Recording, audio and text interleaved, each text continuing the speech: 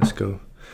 Okay, what is going on, ladies and gents? Welcome back to another episode of the student number one podcast in the world, the Student Podcast. Today we are here with a not fellow architect student. You're not a student anymore, are you? No. Scott Addison. Yeah, I've always been creative. And to be fair, yeah, I used to do YouTube and stuff, a lot of video editing, graphic design. To be fair, I kind of got onto studying architecture completely as a fluke. Yeah, you didn't start as an architect student, did you? No, because originally I did an English degree. I kind of came out of college, had no idea what to do, and ended up studying English for some reason. I don't know why. Then towards the end of my degree, decided I wanted to be an architect. So started another one straight after. So we're studying English, one of them situations where you wanted to go to university, you wanted to experience it, but you weren't quite sure what you wanted to do, and you just kind of dived into it, or... Yeah, so I mean, I was actually fitting tyres at my dad's garage for like 3-4 years. So you're into cars then? Yeah, quite into my cars. Yeah. So I was doing that all the way through my English degree, and I kind of knew that I didn't want to do either of those going forward. So it was kind of being a kind of naive student. I didn't really know what I wanted to do, but I've kind of found my feet with architecture, and I've obviously got through it now. So yeah, but not all students go to university exactly knowing what they want to become after anyway. Yeah, I think it's a big problem. I don't think that college students and uni students are given enough kind of support or advice in terms of what to do in the future. Yeah, I think that's definitely been one of the issues that I've had. Yeah, and I feel like it's becoming more apparent now in our generation that you don't necessarily have to go through school.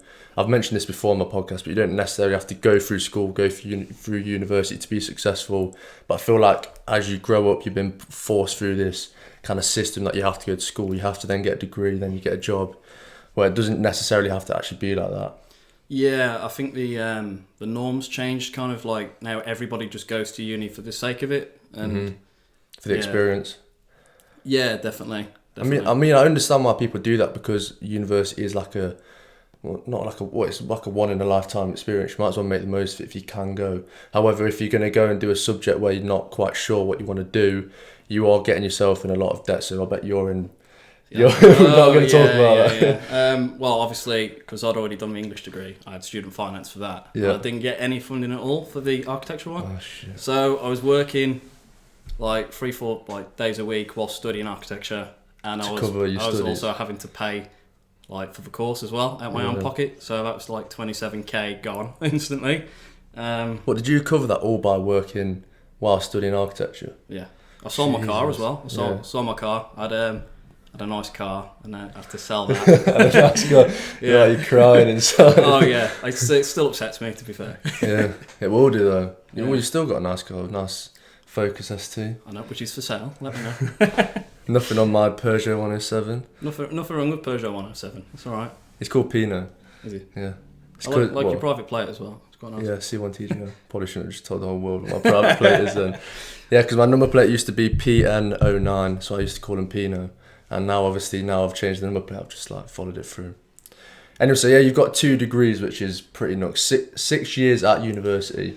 Yeah, I got. How's that been? Well, I've still got another 4 or 5 left. For part 2 and part 3, which is going to be fun. Will you do that? I'm definitely going to do it. I mean, I've already came this far now, so I'd be stupid not to.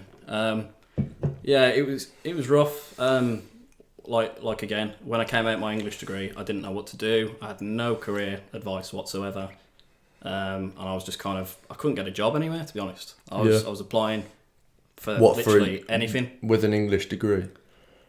Yeah. I think that kind of conception where people are like, well, you only study English if you either want to be a teacher or teach English. Yeah. Which, I mean, you can go into journalism and different things like that, but that wasn't anything that I wanted to do, and I'm dyslexic, so yeah, I'm as well, actually. Yeah. It didn't help, to be honest. Yeah. So looking back, would you study English again?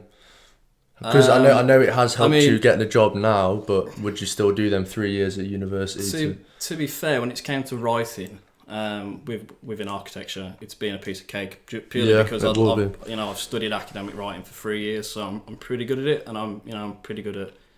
Well, yeah. So I bet your dissertation was pretty Oh yeah, definitely. Easy for you. I did my English dissertation, 10,000 words in like 4 days and got a 2-1. I did That's my pretty architecture good. one in about 5. Yeah. But still, I mean, like, you know, I still put a lot of time and effort into it. It's just I was able to kind of produce things at a much faster rate. And I think going into architecture, having already done a degree, I think I didn't have to do that learning process where you're a student, you have to learn how to balance everything and what student life's like, because I already knew what it was like. Yeah, that's good. So I suppose that's one benefit. But I mean, you know, if someone wants to do 2 degrees back to back, I wouldn't recommend it because it's stressful. There's a girl on my course who I think she's 27 years old. So you're 24, aren't you? Yeah, 24. She's 27 years old. She's got a degree in fashion, and then she decided she worked full time in a fashion company. I think she had her own company or something. The company went bust, so she was then like, right, I've got to do something now. She had no job, so then she started to study architecture, and now she's in obviously 3rd year at architecture. But it means that now she's 27. She's got to do another 4 years to become a professional architect, and now it's like, well, not everyone has to do the whole 7 years, I guess. But I know it's something you want to do. Yeah, I mean, do you want to be a fully professional architect? I'd like to, purely because, you know, obviously for one reason the money's better, but I quite like to have the professional status, and you know, one day I'd quite like to set up on my own, and I feel like that's a lot easier if you've got the support of, you know, the RIBA behind you. I know a lot of very skilled technicians who are just like really shit hot at what they do. Yeah. It's like one of the practices I worked at before. One of the directors, he's only part 1.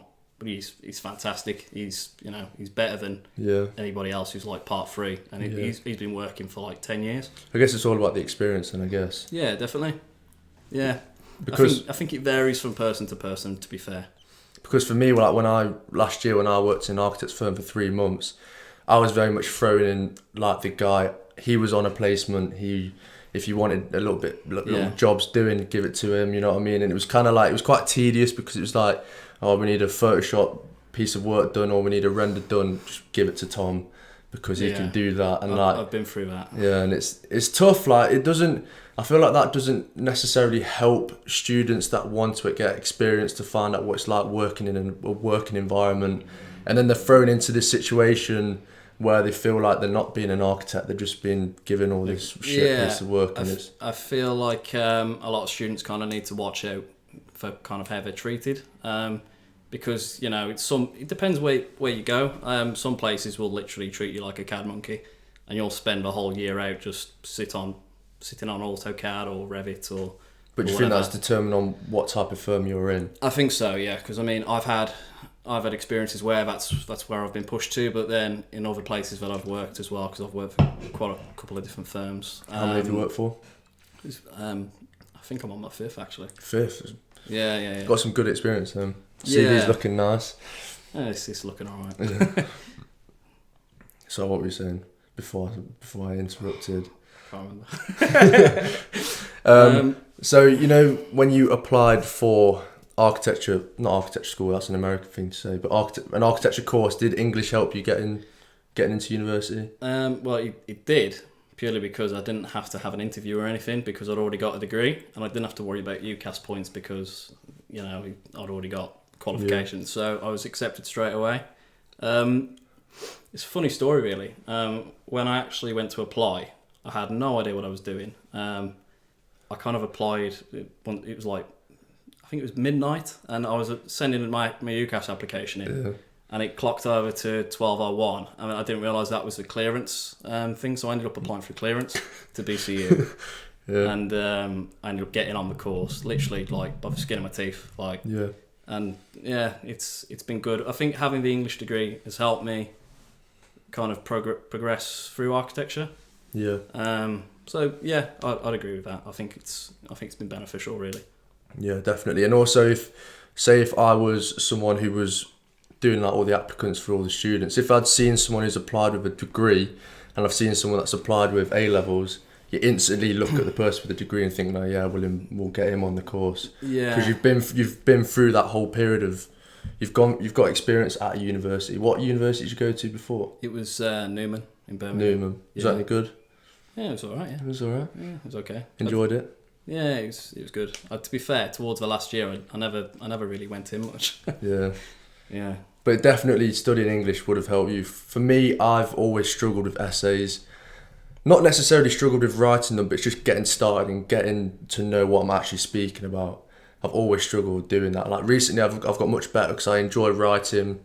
Like for me now, my Instagram posts, you see how weird and long my Instagram posts are, because I just like, if I've got something in my head, if I've got an idea, I will literally write it down on paper, and then now I quite enjoy doing that. So definitely having an English degree, I think, would help me a lot as well. Yeah, I think Have you always been good at writing? Not really, to be honest. It just happened. It's like when I was in college, I didn't actually plan on studying English. I ended up going to college to study art, graphics, maths and economics. I failed maths. Yeah. And they're very much like architecture based subjects. Yeah, very creative. It was very just like a very simple academic choice. And I ended up I just didn't get on with economics. I wasn't very good at it. So I literally said, I just said, what courses have you got space for? And they said English. I went, oh, go on then. Yeah. So I ended up doing really well. So I thought, I'll just carry on with degree because I didn't really know what else to do. Yeah. Well, I guess if you're good at something, you might as well try and pursue it. Well, yeah. I didn't. I was going to say, I don't know. I don't know what I'm on about. Okay. Yeah. So having 2 degrees, does that make you more employable? Has it helped you getting a job? I think so. I mean, when I originally sent my application into Gensler, the first thing that they kind of asked me was about the 2 degrees. They really picked up on it, and I think the architecture industry is very, very saturated. No, I'm trying to say the architecture industry is very competitive. So I think anything you can do to make yourself stand out. I feel like in recent years it's become very, very competitive because so many students want to become architects now. Yeah, I mean, architecture schools are kind of, churning out graduates and everybody's after a job for year out. And I got 3.5 years experience in practice and just graduated with my part 1. And I thought, it's going to be easy. I'm going to get another job really, really easy. And, I really struggled, to be fair, purely because there's just so many other students. It's just really competitive. So, I was going to say like that as well. One piece of advice I'll give, especially for yourself as well, like when it's coming up to the end of the year, get your CV off like April, before you've even finished. As soon as possible. Like, just get it out there, so then that's the first one that lands on people's desk. Because as soon as it hits May and people are graduating, I bet they'll be getting hundreds. There's going to be loads of them. Yeah. Did uni help you getting a job as well? Uni didn't. Didn't? Well, I didn't ask for any help. I imagine they would have helped me if I'd have asked. It was purely because I was already working when I was studying anyway. Yeah. So I didn't really feel like I needed it. You'd assume as well, with having worked in 4 firms at that point, that you'd find it easier to get a job anyway, because if someone's seen you've worked, firstly you've got 2 degrees. That if someone comes up to me with 2 degrees, I'll firstly think like, right, this guy knows what he's doing. He's got good experience. And then to have 4 firms on your CV as well, surely you'd like. I mean, you'd think that, to be fair, but like I said, I did find the problem with it, isn't it? I found it quite difficult to actually get another job afterwards, and I wasn't expecting it, to be fair. I thought I'd be all right, but just because of my experience. But some places just didn't even respond. Yeah. So was Gensler the first one you applied for, or were they the first people that came back to you? Well, I already knew some people that were working at Gensler, and I'd kind of inquired about jobs before. I also feel really small right now. Sorry. I've come up a little bit. Do you want to shrink a little bit? Carry on, sorry. Yeah. I'm also looking red because it's hot in here. Yeah, I apologise. I've got a problem with my heating at the moment, so this room is literally boiling, and I'm not good with. Sorry, carry on. No, I feel like I'm getting all I'm getting hot. Really hot. It is hot in here. No, it's the first firm that I kind of applied for, and they messaged me. I think it took about 2-3 months to get the interview sorted, purely That's quite because. A while, isn't it? Yeah, I mean, I'd say as well, when people are applying for jobs and stuff, don't expect it to be the same day or same week. Like it takes a while to get things processed. But I went for my interview in, I think it was May, and then I finally heard back in August, and I started the week after that. So that was good. That's good. That's probably another reason why you should probably apply as early as possible as well. Yeah, definitely. So that you can get yourself ready for when you actually graduate, because otherwise people could go through a long period of time after graduating and waiting to hear back from companies. So definitely try and apply as early as possible for sure. Oh yeah, definitely. So diving into actually university itself, obviously I've got a lot of architecture students as my audience, what tips would you give for third year students? I know you've given me a lot of tips. Obviously it'll be different for different people because they've got different tutors, the courses are different, the universities are different, but general third year tips, what would you give if you've got any in mind? I kind of knew what to expect because I knew a lot of the third years anyway, but don't expect to be having any late nights out or going drinking or well, to be fair, expect late nights, but imagine that to just be sat here on your computer. Yeah. Like, you're going to be doing so much work. If you want to do well, you literally just need to live your project. Yeah. Live it for like the whole 6 or 8 months, and just be fully invested in what you're doing. To be fair, I don't know if you're still going to be going to the gym, next year. Don't tell me that. I've got a YouTube channel to run as well. I didn't train for like 5 months towards my last year, and it was horrible because I like to be active and be in the gym and stuff. And you weren't a Gymshark top. I was going to mention that actually. Yeah. Hang on, sorry. Scott's into his training as well actually, because I've actually only met Scott once, and that was this is the second time. That was actually at the gym last week. Went for a quick session, cheeky session. Do you think training has helped you throughout the course? Oh yeah, definitely. I think with such a high pressure environment, you need something to just de-stress and let it out. I always bang on about this stuff all the time. Oh yeah. Definitely some. So for me, I use training on my YouTube as time away from architecture. Yeah. Because I feel like with such an absolute crazy course, you've got so many modules on at the same time, it can get very much on top of you. It can potentially not burn you out, but it can burn you out. So having stuff like going to the gym, doing hobbies is definitely something I advise people to do. Yeah, it's just a good form of release, to be honest. I know some people will run or whatever, but I just prefer just going and throwing weights around. Victoria runs a lot, doesn't she? Yeah. But yeah, any more tips? Balance. Good balance. Yeah. Balance. And invest in a good computer. Depending on your style, some people are doing a lot of hand-drawn stuff. What computer did you have, Wes? I built one myself. It was like an Alienware one? No, I literally just built it myself from start to scratch. Was it a PC or laptop? Desktop. Desktop. Yeah. So I literally knew kind of what stuff I wanted to get, ordered the case, ordered the bits, and just kind of learned to put it together. And I've done that. What piece did you get? Was it like mine's a HP Envy Intel i7 core, 16 gig RAM. Sorry mate, let me just turn. No, it's alright. Yeah, so mine's 16 gig RAM and Intel i7 core. Not sure if that means anything to you, but that's basically what they advised me to get. Not the uni itself. I kind of spoke to people in firms, etc. Yeah. And they basically just told me to get like the most powerful one as possible. But mine was, I basically tried to get the cheapest version of the most powerful stuff you could get. I think with a laptop you're more restricted. I mean, it's good for working in uni and stuff, but unless you're buying like an Alienware or a Razer laptop, which is going to cost you like $2,500, it's not practical. I mean, it wasn't for me anyway. They're heavy as well, though, Alienware laptops. Yeah. I mean, they're really powerful and they're really expensive. They're really good, though. Yeah, they are.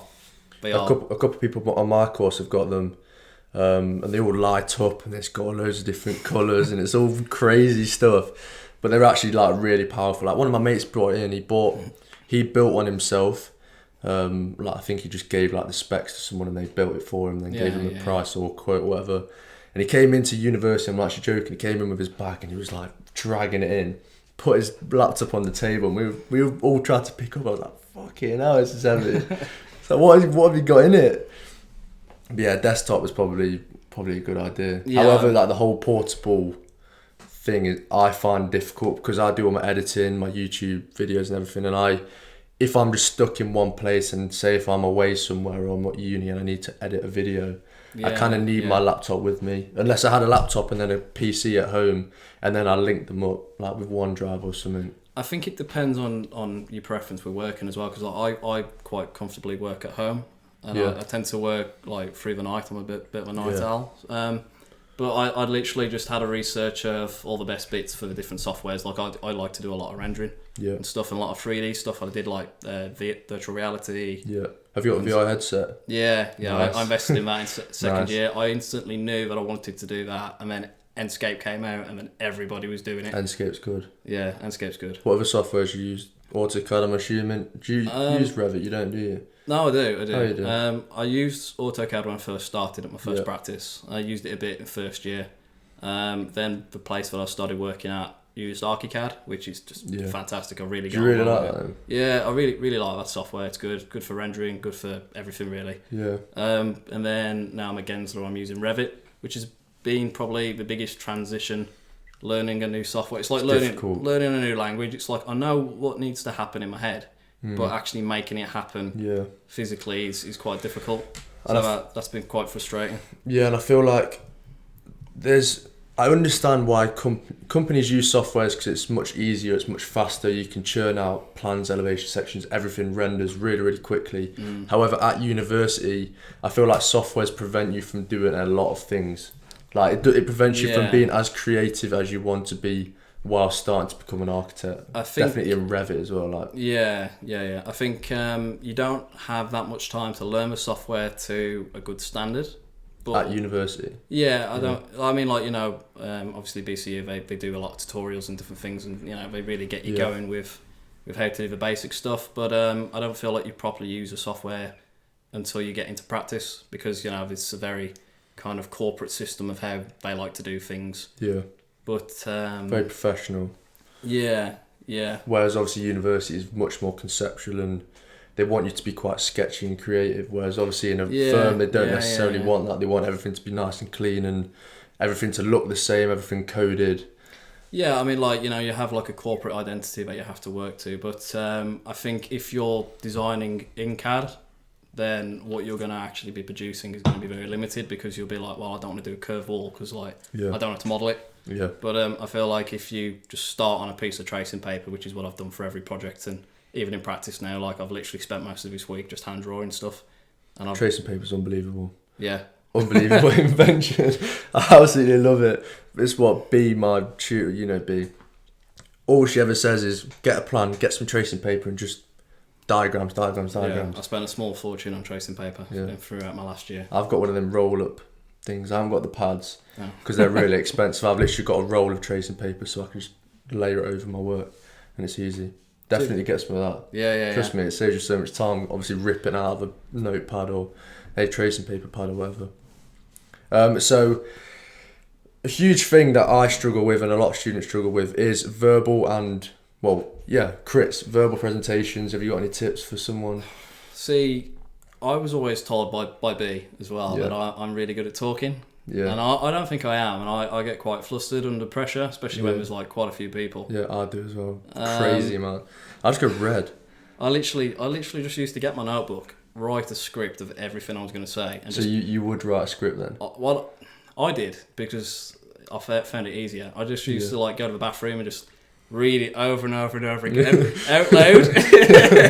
You will. And I just come back. Mom, can you listen to the presentation, please? See, I try and do that, but they're just not interested. They're just like, it's just something about a building. I'm like, okay, cool. You speak to them and then it's just like, and then they ask you a question at the end, like, what is it again? Yeah. Anyway, carry on. Sorry. Yeah. I just used to keep on like reading the script over and over again. Then I come to actually present and I get flustered, and I'd actually completely change what I was going to say. But the one thing that I was always known for as well is like you'd have 10 minutes to speak, I'd be done in 2 minutes because I'd speak that quick. Yeah. Well, that's the same with me. Well, I've tried writing notes, I've tried doing scripts, and for me, I literally just wing it. Not wing it, but for me, I wouldn't say I work better under pressure, but in them certain situations, I can just waffle. Like I can, like doing podcasts, I can just waffle, I can go off on tangents and all sorts. So when I come to a presentation, I felt like when I had a script, I felt restricted. I felt like I was constantly looking down at this piece of paper, like following what I was saying. And a lot of the time I'd look up a piece of work I've done and I'd completely go off route on my script. I'd look back down, I can't find where I am in the script. And then I'm like confused, I don't know what I'm doing. Then I freeze and then I'm like, oh no. So basically what I do, maybe I'll have a really like brief notes on my notepad or whatever, literally just saying like diagram or like a specific drawing that I want to speak about, maybe a couple of points I want to say, and then I'll literally just kind of just talk through the presentation. and try and pretend that no one's there. Yeah. try and look at people, but like just fuzz them out, blur them out. Just look like, what's the word? No, it doesn't matter. Sorry, carry on. Yeah. Well, yeah. I think at the end of the day, nobody knows the project as well as you. I mean, you've produced it. Just have some confidence and just kind of, I think also if you've done, for me, I found it easier to present if I was very proud of my project. I was very happy with how things had gone. If I'm not necessarily happy with some of the aspects of my project, I'm not as comfortable presenting about it, because then I'm like, yeah, this is my elevation. If I don't like it, I'll just be like, yeah, next thing, and kind of just swerve it. Whereas if I'm really happy with my work, I'm much more confident, and I know everything about it, and I'm really ready to speak about it. But yeah, crits are tough, man. Yeah, I think like a lot of students struggle with crits. Like I start like before crit, I have to proper prepare myself. I have to get myself some water. I have to go to the toilet. I have to calm myself down. I have to sit down. I have to speak to people to try and take my mind off it. It's like it's a tough situation getting put into like a room where you have to present not in front of you, not only your peers but your tutor and then external examiners as well. And I feel like it's good for setting you up for firm, like for going into a company and working, because for you've done presentations for architects firms, and definitely doing a lot of presentations at university, I can imagine would help you definitely going into a firm and presenting to obviously big clients and people that you need to actually perform properly against, because you're actually selling a project now rather than your own university work. So definitely, I bet that's definitely set you up. I mean, the thing that I always used to hate was crits. I think I don't know many people that actually enjoy crits. No. I think at university it's a good opportunity to. I mean, you're there at the end of the day to practice talking, but also just to get advice on your project. Yeah. I think when you come into practice, it's a little bit different, because you're selling to the client. The client is there because they want to be there. Yeah.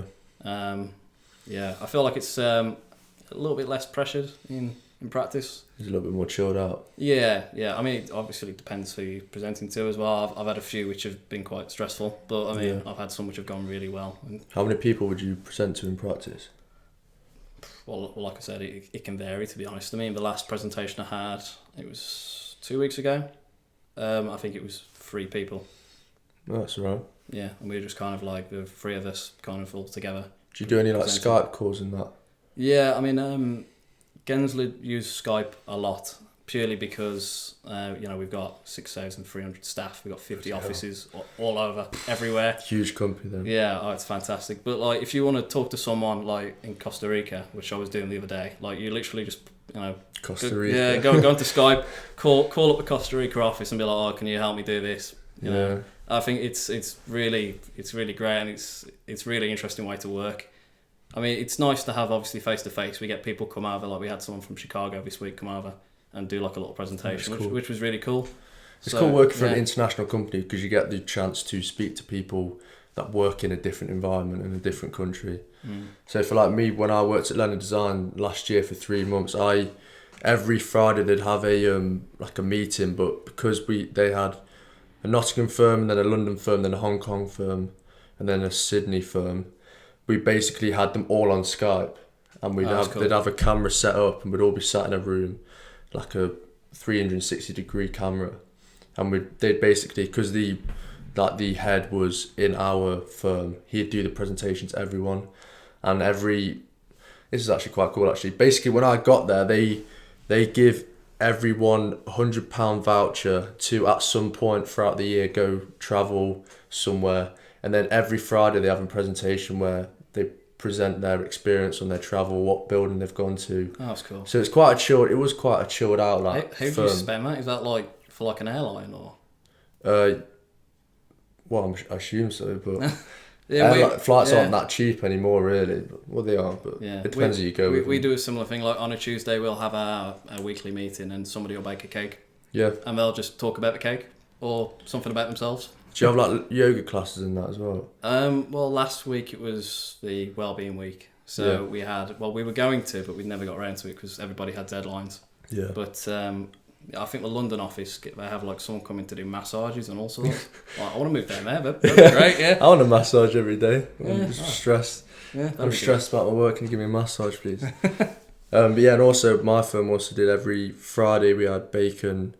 They'd go around the office, ask everyone what cob they want Friday morning. Yeah, that'd be cool. And then they'd basically every week someone else would go around the office to speak to everyone, basically to encourage everyone to speak and interact.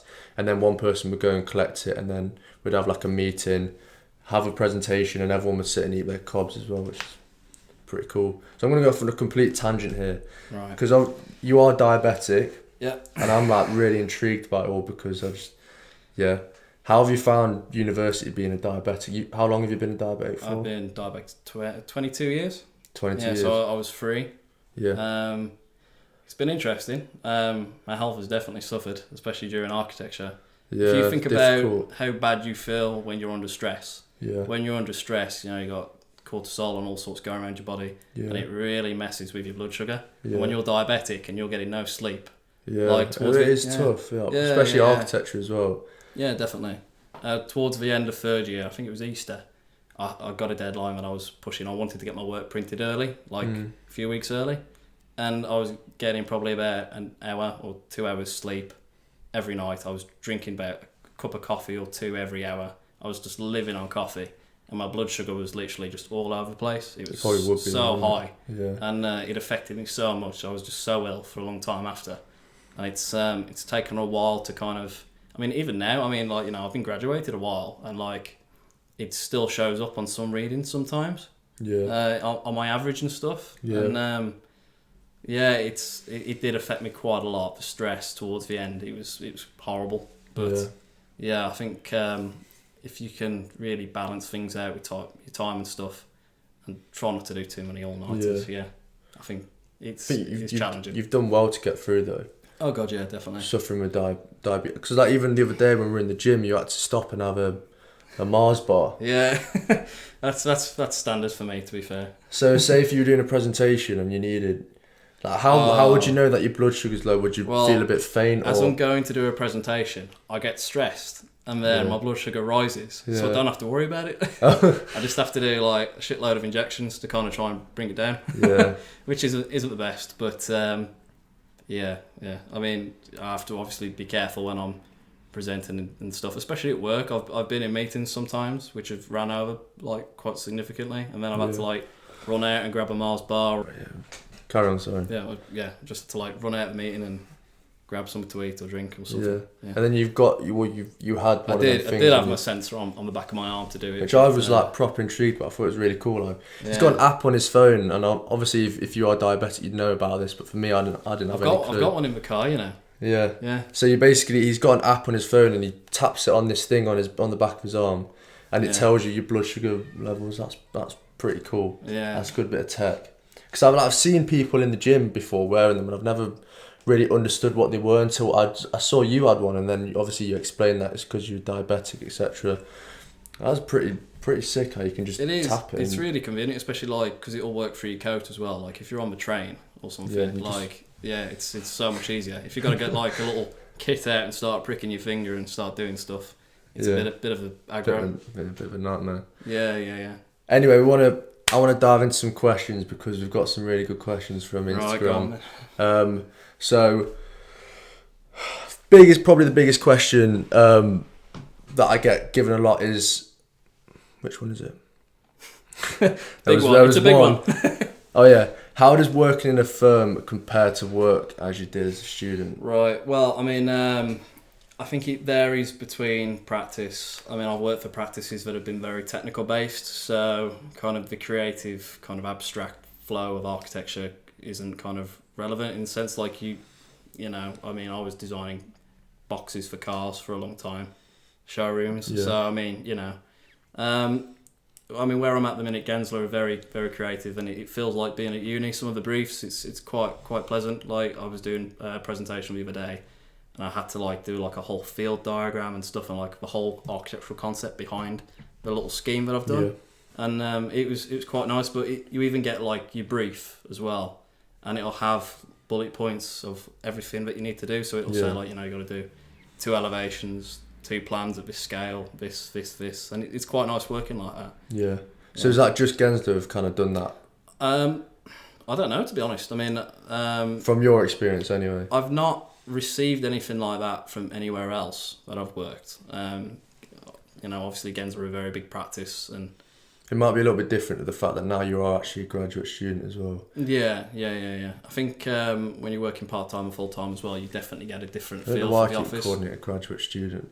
You're a graduate. I'm a graduate, but I've still got 4 or 5 years left. You technically still could be a student. Yeah, definitely. That's definitely good because I feel like the thing that students worry about most is what it's actually going to be like working in a firm. Yeah. And that's why I always advise people to do work placements, work experience, get as much experience as possible in a firm, because it can be completely different to what it's like at university. And the fact that Gens do actually do that kind of stuff, that's pretty cool. Yeah, I mean, when I actually wanted to be an architect and go and train, what I decided to do was literally I just got the architect that designed my house, because we knew them like through a friend.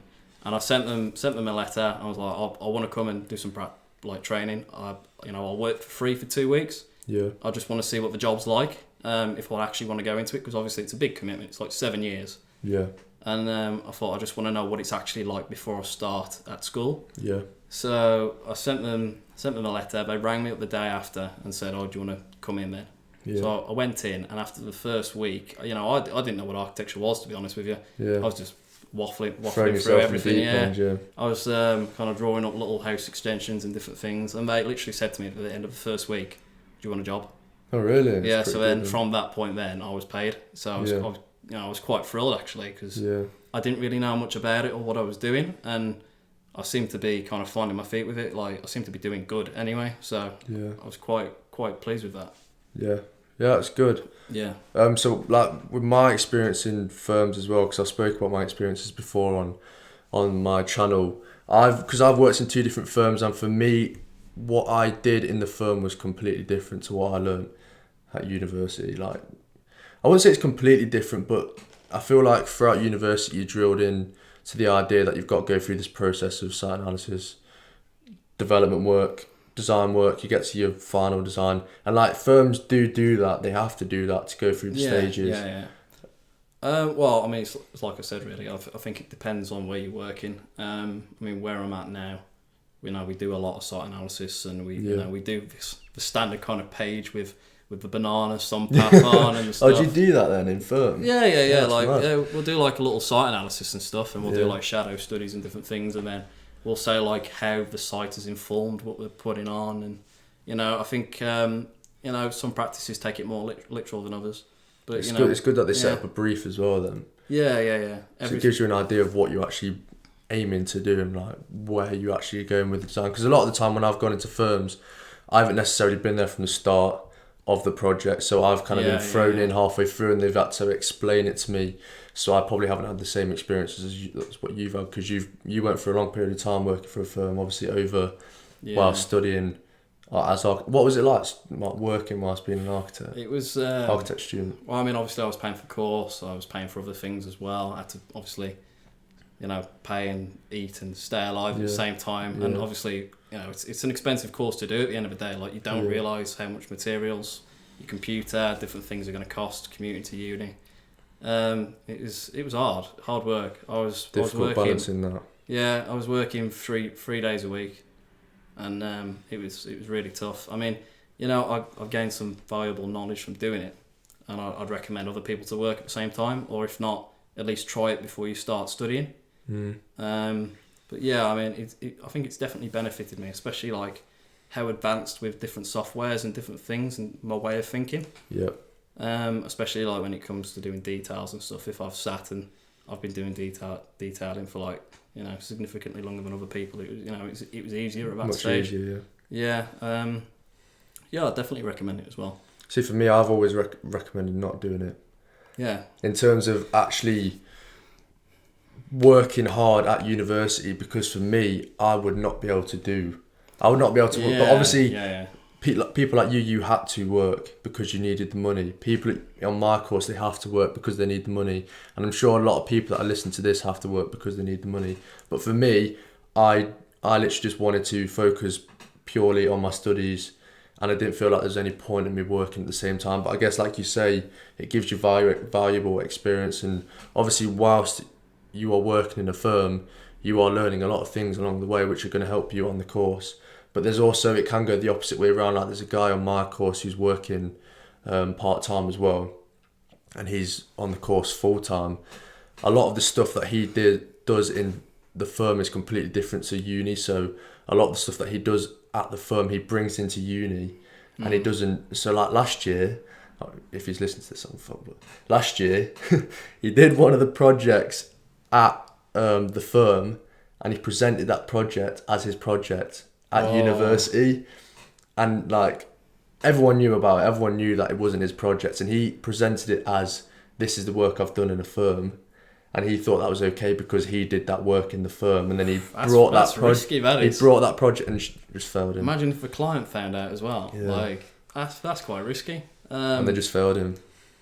Yeah. But that's where you could cross that boundary of balancing the university and obviously the working. For you, I guess you use working to help you with your university studies, whereas he kind of did it the other way around, where he informed all of his university work around the way he worked in a firm, whereas at the time it was second year, it's completely different. I think it varies as well, like the actual kind of output that you get. Like, I feel like you're pushed more kind of to have an abstract kind of outlook on it in uni. You're pushed to do, be the next Zaha Hadid, or be more creative. Yeah, you're pushed to like challenge the boundaries and restrictions, and it's not always like that in practice. Like the client knows what they want. They'll say, I want it like this. I want a box. Yeah. And you basically just have to make the box. But then I see why university are pushing people to be more creative, because a lot of people go into university with like A-levels in English, economics and business, and they're not necessarily creative, and they're not very inspired by architecture. So I guess university are doing well to push them kind of people to be more creative and to think more of an architect and a designer rather than an English person or someone that studied economics, you know what I mean? Yeah, I mean, you got to think about it as well. If everybody just designed like a square box in a city, every single skyrise would literally just look the same. Yeah. And you think about Birmingham as well. It's so eclectic in its style. Everything is different. Yeah. You can't match two buildings together that look the same. Everything is just so crazy. I mean, you got the crazy blobby texture of the Bull Ring. Yeah. And you've got the Conservatoire, which is much more reserved down the main road, and then you've got all the old architecture of like Moore Street and different things, and then you've got the completely abstract mirrored kind of facade of the New Street Station, Grand Central. Yeah. Everything's very crazy, but it's buildings like that where the architect is challenged with perception and been very abstract in thinking. It's buildings like that which stand out and kind of inform the actual surroundings. So when you think of Birmingham, you think of the Bull Ring, don't you? Yeah. You think of these iconic pieces of architecture which are, these are landmarks and place making around the city. Yeah, it's like the whole big city plan though. Obviously, the whole HS2 thing now, that looks unbelievable. Have you seen the plans for that? I was watching the diggers. I've seen watching the diggers. Yeah. I sat at uni and I was just having a coffee and I looked out the window and there was just like this digger going up like this 10-metre high bank of dirt, just dropping more dirt on. It's all been paused now though, Has it? Because they don't know if they've got enough money for it. I heard that it depended on what was going on with Birmingham, whether they're actually going to continue with it as well. Yeah, it's crazy. They've come a long way to not do it. They've pretty much ripped out everything. They've ripped out all the accommodations. Yeah. They've demolished it, haven't they? They've bought people's houses. They've flattened them. They've put railroads through there. I mean, a lot of people are going to be annoyed if they don't finish it. Yeah. Okay, next question. What is the most valuable thing you've learnt through architecture school? Well, through studying architecture. Yeah. I don't know why I keep calling it. I watch too much American stuff, now I start speaking. Whenever I see your Instagram story, it's like architecture school. Sorry, studying architecture. Yeah, I think time management was definitely the biggest thing. I was very kind of regimented in how I kind of attacked it in third year. I had everything planned out for what I was going to do every week. And I think if you haven't got good timing, you're going to struggle. Yeah. I think that's probably one of the best. And basically just just to kind of how to present your work. Like one thing that I learnt with B, which is fantastic. I've kind of learnt my own language for presenting my work. Like every project, you might be like, oh, okay, like how do I want this graphically to look? Once you find like what graphic style that you want to keep to, I think that helps you, and you kind of define your own kind of identity through your design. You want to be unique. Yeah, definitely. You want to be unique, yeah, for sure. That leads me to another question: how to become a unique student and create exceptional work. That's a difficult question, because for me, I find architecture very, not opinionated, but it depends. Everyone, how do I say this? You know what I mean? I think it is opinionated, but like it's everything's Marmite, really. I mean, some people will love. You can't be right. You can't be right or wrong with architecture. Yeah, I think do a lot of research, see a lot of buildings, travel a lot. Just get everything under your head, understand things, and then just choose what path that you want to go down. And I'd also 100% advise people to listen to their tutors as well. Listen to your tutor's advice, because, like I keep saying, these tutors are experienced. They've obviously they should be like fully qualified architects. However, they are marking your work. They're giving you your grades. So at the end of the day, do what pleases them, because I had a bit of a nightmare throughout my last year. I was doing plasticity with B, and I didn't know what it was. It completely challenged the conception of everything that I knew. And it was a very abstract way of thinking for me, because I'm quite realist in how I look at architecture and working in practice. I like to make a building. And we were looking at manifestos, impossible things that could never be built. And I was just like, I just don't understand. And I kind of had to, like, obviously I'm in her tutor group, and I'm working to her way of working, field diagram and manipulating the site, everything's kind of augmented. And as soon as I started to trust the actual process of it, my project came to life. But it was like the worst 6 months before that, when I do find it difficult when you've got a tutor that thinks and teaches in a certain way. There's a lot of tutors that are quite broad, and they're kind of like, I like that. But for B, she's very much like, she likes this way. This is the way she thinks, and she wants your work to be this way. You know what I mean? Well, the annoying thing for me is, now that I've kind of followed how she works, I can't undo it. Like everything that I do now, I'm like, well, is it really informed by the site? And I'm very questioning everything. I've kind of became like questioning every existence. I quite like plasticity now, just as if to say, like, everything has to be there for a reason. And I always do it now, like when my girlfriend's doing like drawings or something, I'll be like, well, has that been informed by the site, and how relevant is that? Yeah, she hates it, because she's obviously not been exposed to plasticity. But I had a lot of fun doing it, and there's definitely a clear point when you look at my work. Like, my actual January submission was awful. Like, I think she said I was like really close to like failing. Yeah. And obviously, I'm a hard-working student. But then as soon as I started to get it, like, you look at my final portfolio and you're like, how did that get to that? Yeah. The quality of work went crazy. But like, for me, she keeps banging on about saying, like, follow the process, don't rush into anything. Don't try and do something that she's not said. Just follow the steps. Every week I was bringing in a different design, a different building. I had like a circle at one point. It was like something. Circle. Yeah, I literally just had a circle. It's just. But then eventually everything kind of just comes together. So for someone, if you are struggling to get a design, trust the process. Just keep going, keep doing little sketches, keep doing bits of research, and eventually it will just come together. Yeah, I mean, it is the hardest part, but I think if you kind of follow the process, especially with like plasticity. Yeah, it's not called plasticity in mine. Is it not? What's it's called institution or something. Oh. It's a bit more confusing. She's thrown in a couple more words. Oh, it's too much for me. As long as you've got a reason to why you are doing something, I think you'll be fine. Yeah, definitely. Give a reason and rule to everything. Rules. Yeah. So yeah. If you make your own set of rules. God, why do I look so red? It's so hot. It's so hot in here. I think it's the colour of this room as well. The lamp probably doesn't help. If you follow a set of rules, then you can't go wrong. I mean, you're doing everything, you're doing your site development and different things, like, just let all of that inform what comes out of it.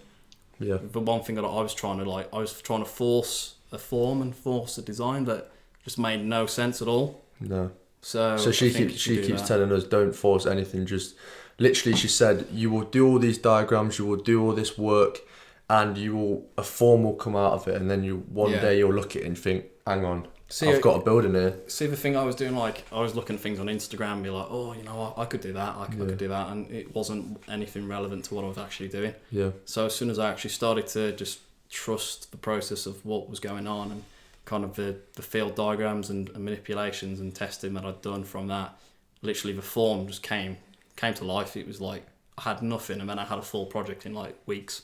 Yeah. It was crazy. Yeah. Right, should we go final question? Yeah, go on.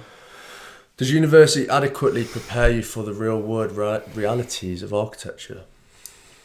Big question. That is a hard question. I definitely agree. It does. It does. Yeah. I mean, if you can survive 3 years of absolute stress and nightmare, you can survive in practice. I think, when you've got deadlines, it's very much the same as when you've got deadlines at work. Like, I've done my fair share of late nights in the office and stuff, working towards different things and presentations. I feel like it's very much the same. It's just kind of made a bit more kind of friendly at uni, just to kind of ease people into it. Obviously third year it's just absolutely hectic, and I feel like that definitely relates to like the kind of stresses that you get in practice. But I would definitely say it does prepare you for practice. Is there anything that they haven't prepared you for? Well, I mean, it varies obviously as place to place. Every practice has a set way of working. So if you've kind of got to manipulate your own work towards the way the practice works. You have to learn their process and the way they work, and that's kind of a thing that I've struggled with. Obviously, moving from place to place, everybody works differently. Some people prefer to do it one way. You have to kind of be open to changing. But I think overall as well, if you're moving around from place to place and spending a few years here and there, I think it makes you a better all rounder, because you kind of able to kind of change the way that you work, and yeah, for sure, it makes you more flexible. Yeah, definitely the experience that you get from it is really good. That's why I keep banging on to people about how experience is key. Getting to know, like for me, when I think it was second year, I was going into second year, I just finished working in a firm for 3 months, and I literally shaped all my learning and understanding not around the work I did in a firm, but it kind of helped me remove the pointless stuff. It helped me remove the things that I didn't need to do, the drawings that I didn't need to do, that I was wasting my time on. So definitely, for me, working in a firm, that helped me so much with that. Yeah, definitely. And talking about third year being hectic, for me, it's just kicked in. Like, so I'm 3 weeks into the course. It's been pretty chill with the first few weeks, I'm not going to lie, but yesterday... You said to me last week, it was just like, it's really chill at the moment. It's pretty chill. It'll change. And then Thursday I went to studio and literally, bang, I've got an essay to write for Monday, I've got a digital model to do, I've got all this, does she ever talk about construct and deconstruct? Yeah. So the idea of construct is record and gather as much information about the site as possible. Deconstruct being kind of narrow that down, and then you reconstruct, which is when you actually design your proposal using that information. So now we've got to do, for the next week, we've got to do a collage of all the information that we record on site. So I've picked up the drone, going to go to site tomorrow, fly the drone around. You got a drone now? Yeah, my dad's got one, so I just borrowed it off him. I've got to learn how to fly it though, because I'm a bit... I bought my drone for the last year, and I didn't end up using it for that. What drone is it? It's a DJI. Yeah, same as that one. Mavic Pro. Oh, I got Mavic Pro. Yeah, I got the Mavic Air. Oh yeah, they're good as well. Yeah. The videographer Ollie, who did all my that drone footage over Birmingham, that was with a Maverick Air. I really want to get some footage of Birmingham though. It's a bit risky. It is risky. I don't know how on earth you flew it around there. So that was like, that's like a proper... Get caught? That's like I did it in his car. Fucking hell. Because you can literally, people can just have the drone on the hand, put it out the window, fly it off, and then land it and then drive off. Oh, it's risky. Like some people do it whilst driving as well. It's like, because you can have a mode on it where it follows you. Yeah. I went skiing and I had it follow me, and I fell over, and it's the best footage ever. Just me face planting the snow. I've got to figure out how to do it though, because my problem is it's like they're really expensive, like drones. Putting it like 100 meters up in the air, I'm like, I had mine. Especially when it's not mine as well. Yeah, it was about 200-300 foot in the air, and it got stuck in a cloud. And then in a cloud? Yeah, because it's got like infrared on it as well. Like, it kept thinking the cloud was the floor, so it kept going to land. I'm like, if that shuts the propellers off, I'm going to be screwed. Like, but it's like, I kept pulling it down, but it kept thinking it was going to hit the floor, so it kept going further up. I couldn't get it down. But I've got an idea for my project, which I'm keeping in mind. Right. Because you know how she likes to have a word or an idea behind every project. Yeah, you have like a key anchor word. Yeah, so I'm going towards the idea of video, so framing, key framing. That'd be good for you. Like storyboard, storytelling. Yeah. When I said that to her, she was like, ooh. I think she was actually going to write a book about that, you know. Was she? Yeah, she asked for all of our work and stuff to kind of put it in there. Yeah. Still need to send mine. Anyway, I'll probably wrap up the podcast here. Yeah. Thank you for listening. I hope you've enjoyed today's guest. Scott Addison, you got any Instagram or whatever you want to plug? Yeah, I've literally just changed my Instagram. What is it now? Ready for the #1 student podcast? Oh, yeah. What is it?